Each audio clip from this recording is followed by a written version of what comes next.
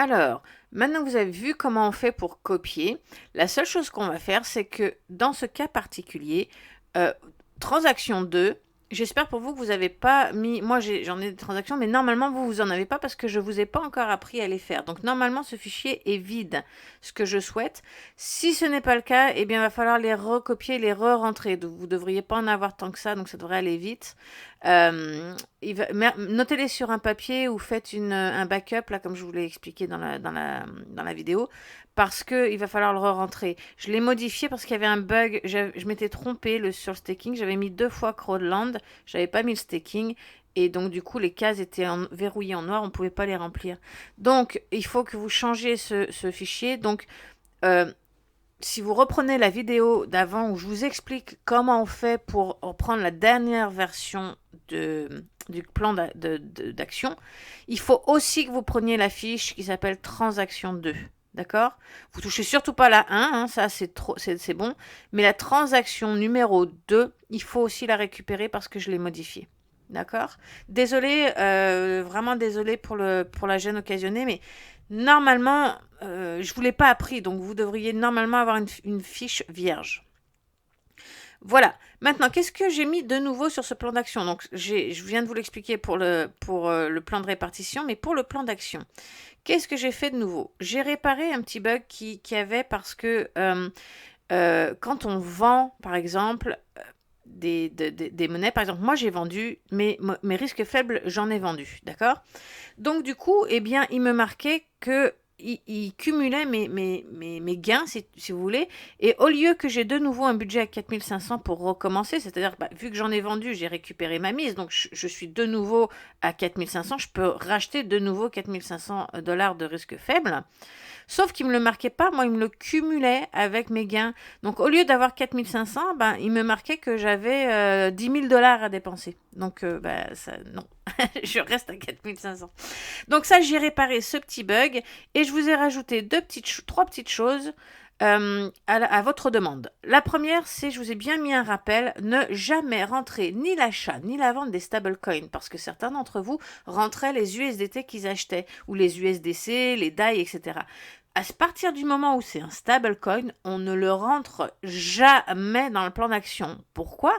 Parce que le stablecoin, c'est exactement comme si c'était vos euros ou vos dollars. C'est juste que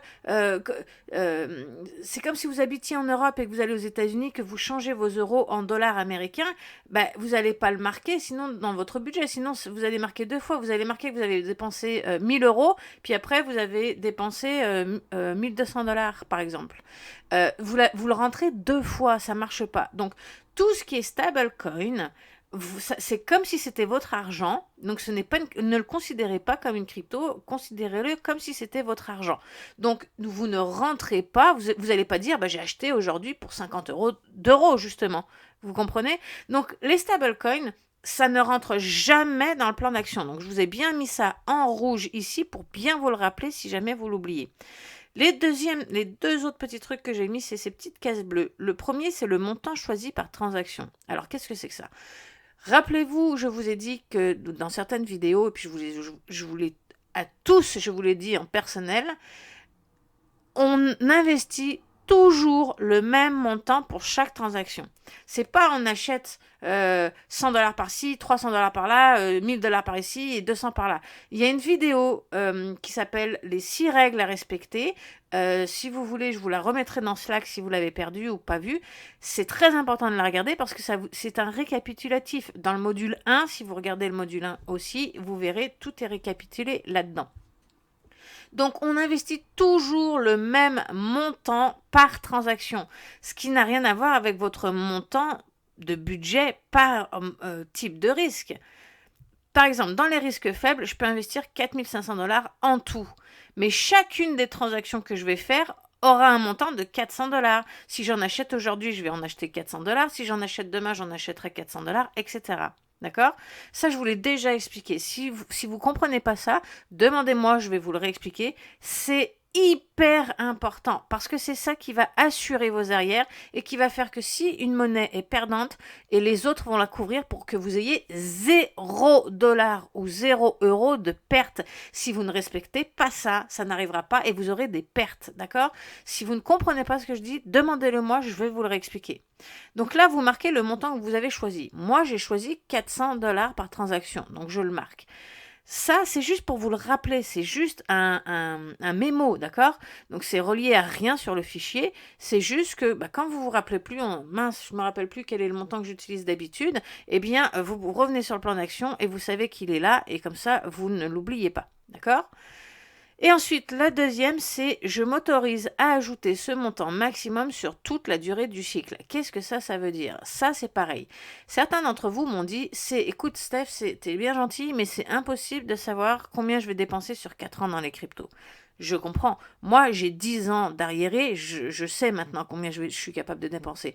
Mais au début, j'étais comme vous, j'en avais aucune idée.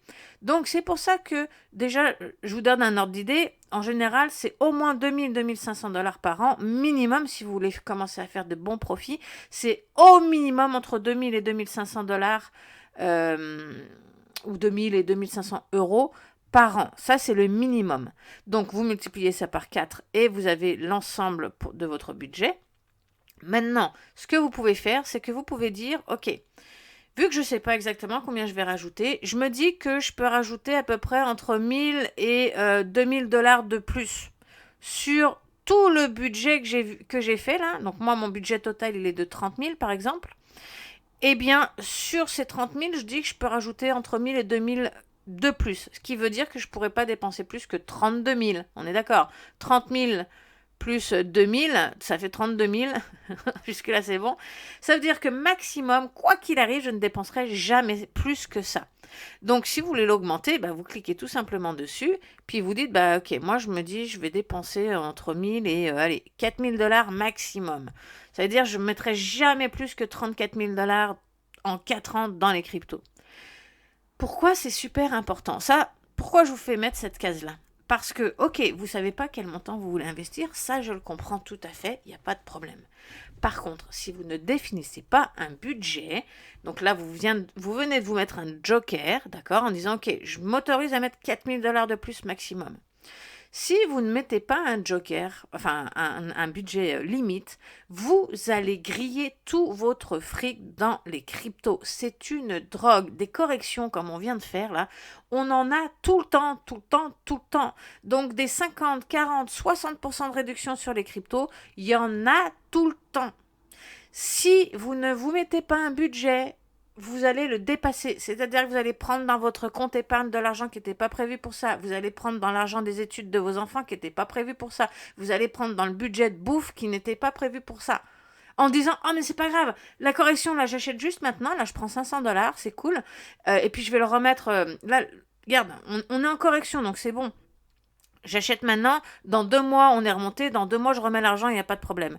Non, non, non. Premièrement, vous n'êtes pas sûr que ça arrive, on peut très bien basculer en marché baissier. Deuxièmement, ça peut mettre 2 ans à remonter. Troisièmement, vous pouvez vous tromper, peut-être que la monnaie peut faire faillite ou n'importe quoi. Regardez, il peut arriver des trucs là, il peut en arriver vraiment énormément. Donc j'insiste, personne va vous taper sur les doigts, personne va venir voir, vous n'avez pas de diplôme à passer à la fin, d'accord? C'est juste pour vous et c'est un accord tacite que vous faites entre vous et vous-même. Personne ne le saura si vous ne le respectez pas à part vous, d'accord? Sauf que moi, je suis là pour veiller à votre argent, je suis là pour vous enseigner comment faire de bons investissements sans perdre d'argent. D'accord? Et pour ça, il faut un plan d'action, il faut établir un budget, il faut respecter les catégories des risques dans lesquels on investit, parce que tout ça, c'est calculé à l'avance pour que certains risques viennent assurer la perte de certains autres risques plus élevés. On utilise toujours le même montant, c'est ce qui permet de s'assurer justement qu'on les comble et on ne dépasse pas de budget qu'on a fixé. Voilà, ça c'est primordial. Si vous ne le faites pas, c'est à vos risques et périls. Mais moi, je vous aurais prévenu, en tout cas, c'est sûr. Voilà, allez, bonne journée à tous.